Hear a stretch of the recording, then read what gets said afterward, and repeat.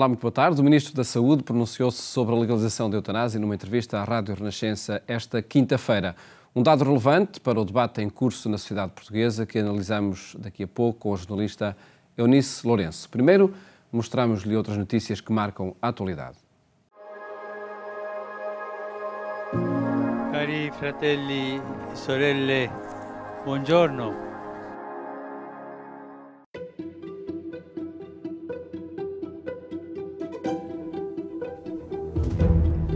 É a imagem que marcou a Semana do Papa. Na visita à paróquia de São Paulo da Cruz, na periferia ocidental de Roma, houve um momento inesperado de questionamento teológico. O pequeno Emanuel perdeu o seu pai, ateu, e quis saber, junto de Francisco, se ele estaria no céu. E lui ha il dubbio che il papà, per non essere credente, non potesse andare in cielo. Chi dice che va in cielo è Dio. Ma com'è il cuore di Dio davanti a un papà così? Com'è? Cosa vi sembra a voi? Un cuore di papà. Dio ha un cuore di papà. E davanti a un papà che non credente è stato capace di battezzare i figli e di darle quella bravura ai figli. Voi pensate che Dio sarebbe capace di lasciarlo lontano da te? A crise sem fim à vista na Síria continua a merecer a atenção do Papa, que questionou desta vez a incapacidade da comunidade internacional de trabalhar em conjunto pela paz. Sono profondamente turbato dall'attuale situazione mondiale in cui, nonostante gli strumenti a disposizione della comunità internazionale, si fatica a concordare un'azione comune in favore della pace in Siria e in altre regioni del mondo. Mentre prego per la pace e invito tutte le persone di buona volontà a continuare a fare altrettanto, mi appello nuovamente a tutti i responsabili politici perché prevalgano la giustizia e la pace.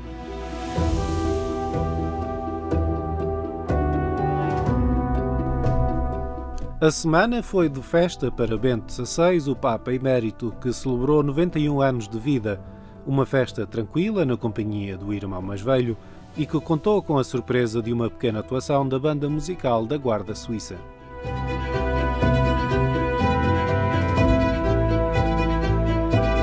No Vaticano, o Papa Francisco reforçou o seu apoio às famílias de 2 doentes a que os médicos querem retirar o suporte artificial de vida. Em causa estão o francês Vincent Lambert e a criança inglesa Alfie Evans. Vorrei ribadire e fortemente confermare che l'unico padrone della vita dall'inizio alla fine naturale è Dio. E il nostro dovere è fare del tutto per custodire la vita. Francisco dirigiu-se aos responsáveis internacionais que participam em Washington nas reuniões de primavera do Banco Mundial para pedir um trabalho de inclusão financeira. Incoraggio gli sforzi che mediante l'inclusione finanziaria cercano di promuovere la vita dei più poveri, favorendo un autentico sviluppo integrale e rispettoso della dignità umana.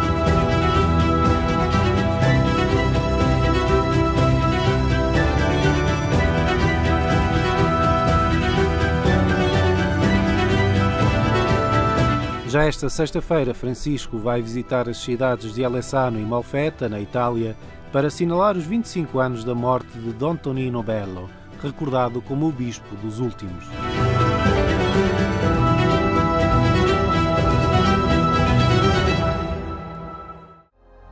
E non dimenticatevi di pregare per me. Arrivederci.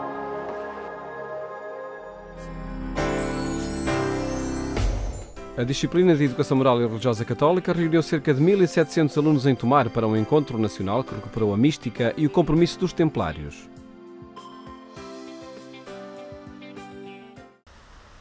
O 8º Encontro Nacional de Ensino Secundário da Disciplina de Educação Moral e Religiosa Católica realizou-se em Tomar, a cidade dos Templários e também do Convento de Cristo. O desafio que lhe lançamos é que eles sejam capazes de desarmar-se. Desarma-te é o tema, enfim, o lema, jogando aqui com as palavras, ao mesmo tempo que é desarma-te, e desarma-te significa sai do teu egoísmo, não apresentes as tuas armas do orgulho e da violência. Para quê? Para que possas amar. Está lá a palavra ama de uma maneira muito forte.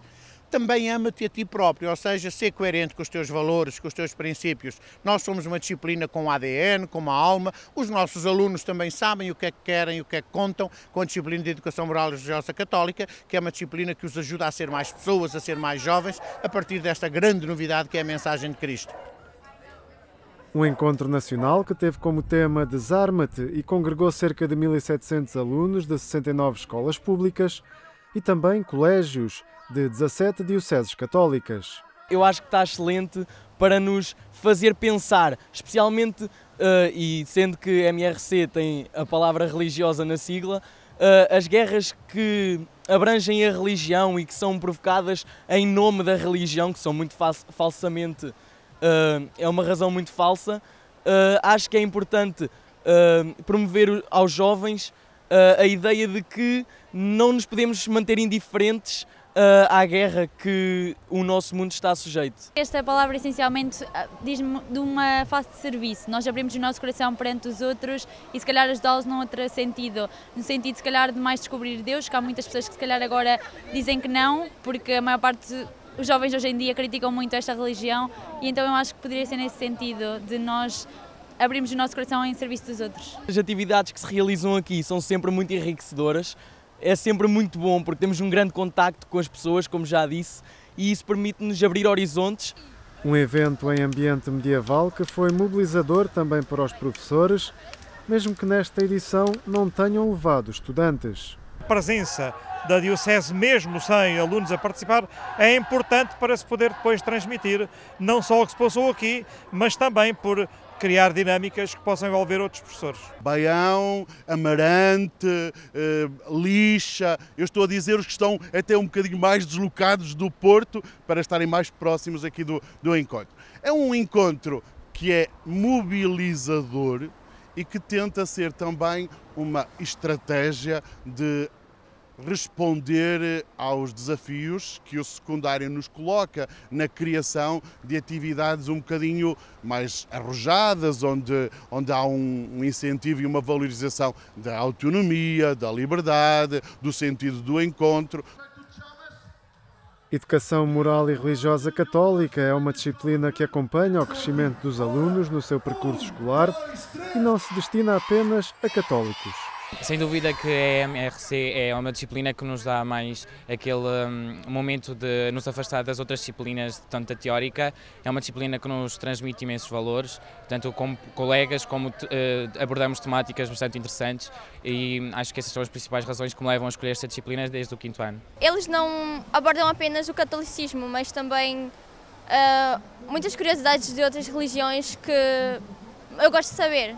Por acaso eu gosto de saber sobre as coisas que passaram e essas coisas assim, sabes? E também porque abordam mais temas como as pessoas, como é que as pessoas lidam com a religião. Abordam vários temas que não focam apenas no catolicismo, então isso tipo meio que me encanta. O Bispo de Santarém, a diocese que recebeu o encontro, também esteve com os estudantes do secundário. Depois de um percurso noturno de conhecimento e reflexão no Convento de Cristo, Dom José Traquina instituiu os alunos no compromisso dos cavaleiros, serviço, desapego, amor e obediência. Que sejam defensores de valores, que sejam valores com quais se edifiquem e que sejam realmente o seu tesouro, a sua riqueza pessoal, o seu caráter, a sua personalidade. Percebemos que os jovens cristãos que fazem formação tenham essa riqueza e, portanto, não sejam apenas os consumidores daquilo que lhe é oferecido. Com o tema Desarma-te, o 8º Encontro Nacional de Ensino Secundário de Educação Moral e Religiosa Católica foi uma iniciativa que tocou várias unidades letivas e foi preparada como uma aula especial.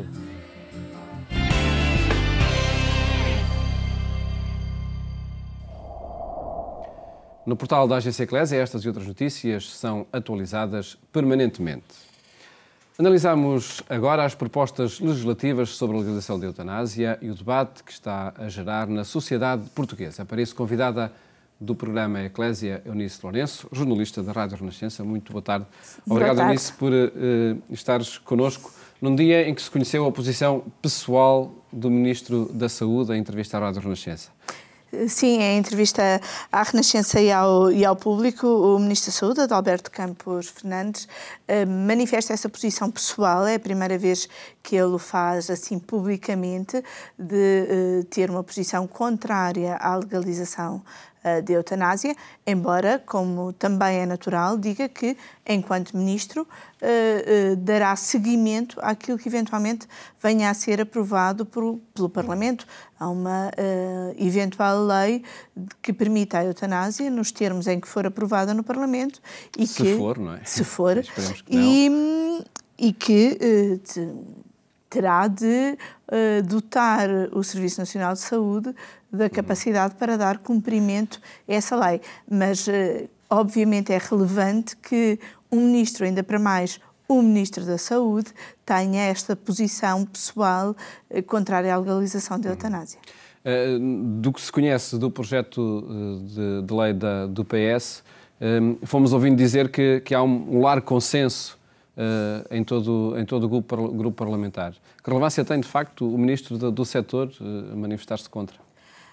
Tem relevância política, obviamente, e esse largo consenso no PS ainda está por verificar.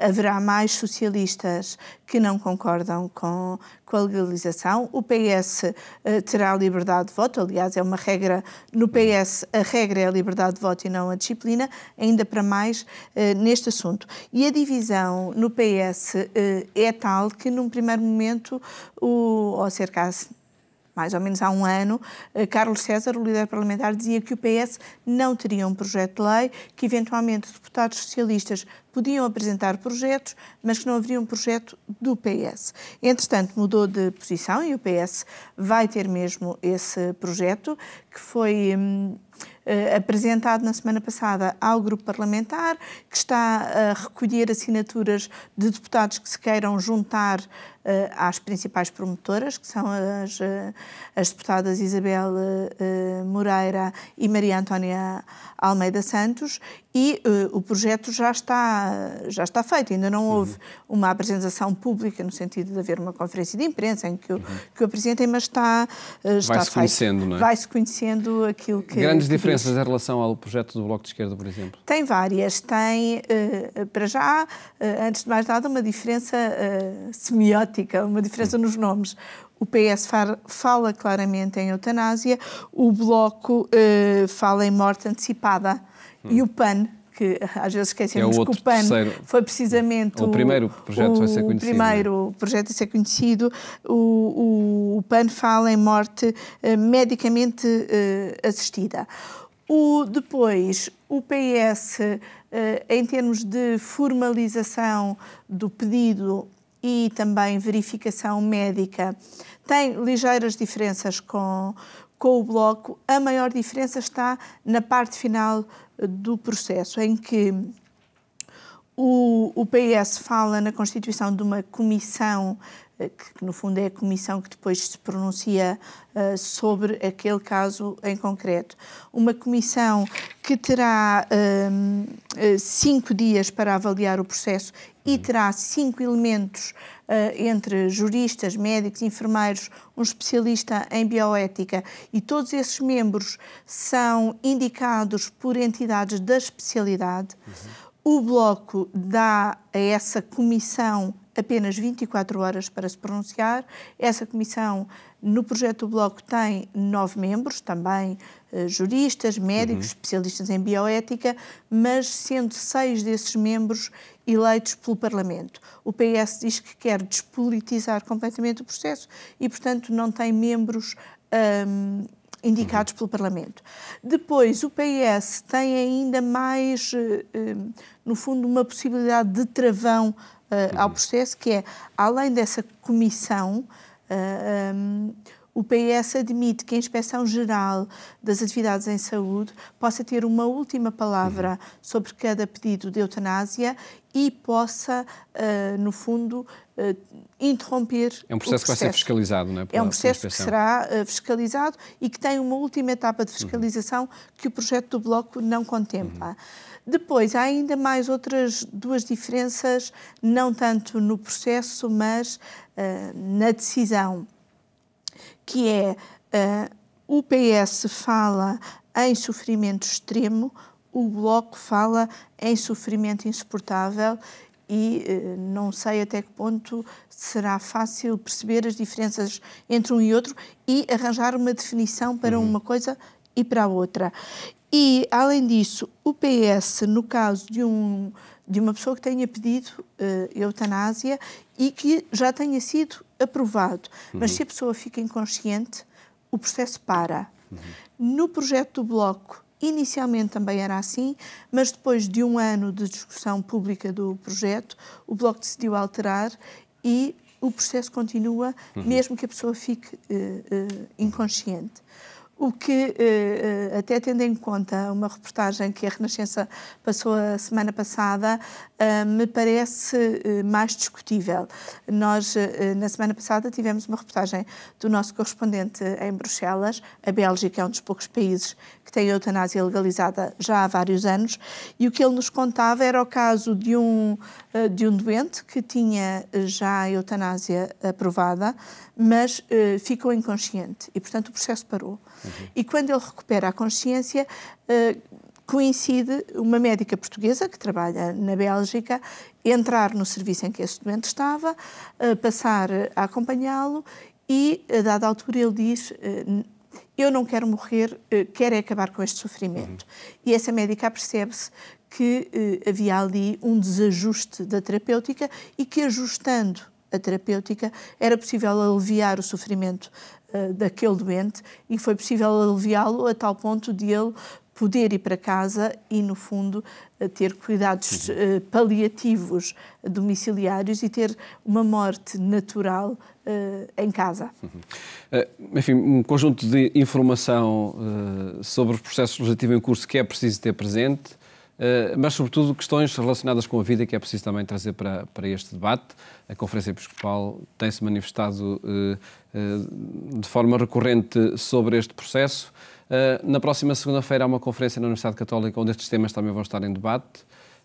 É aí, sobretudo, no debate das questões, no debate médicas, legais, das questões que é necessário procurar a informação em ordem... Penso que sim, porque...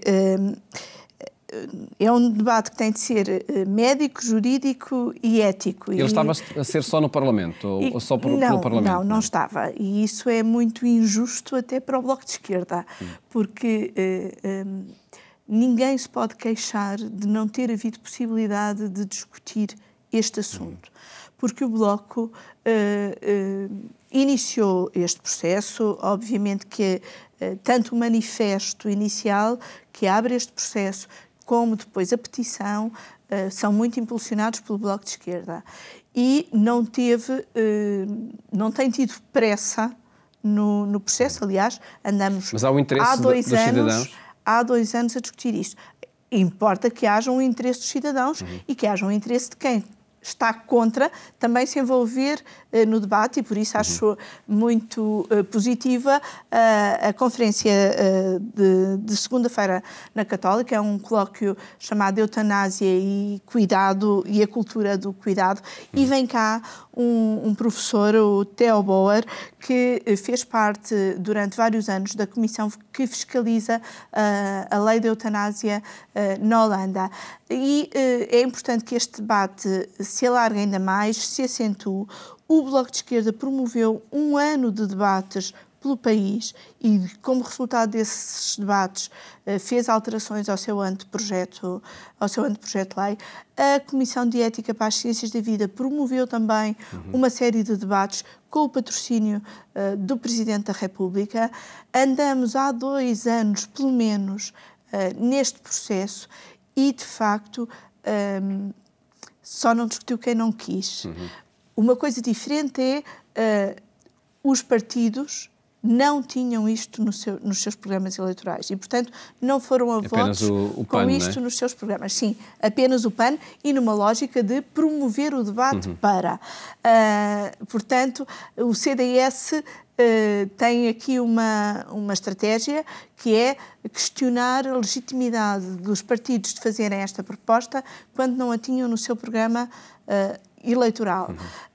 Agora, quanto a haver debate ou não, o debate tem existido, se calhar nem todos têm envolvido tanto quanto deveriam, para promover um debate que também seja sereno, que não coloque uma questão apenas de sim ou não, mas que tenha um olhar, como tem o documento da Conferência Episcopal sobre este assunto, um olhar de compaixão sobre as situações e de compreensão do sofrimento que o sofrimento dos outros causa.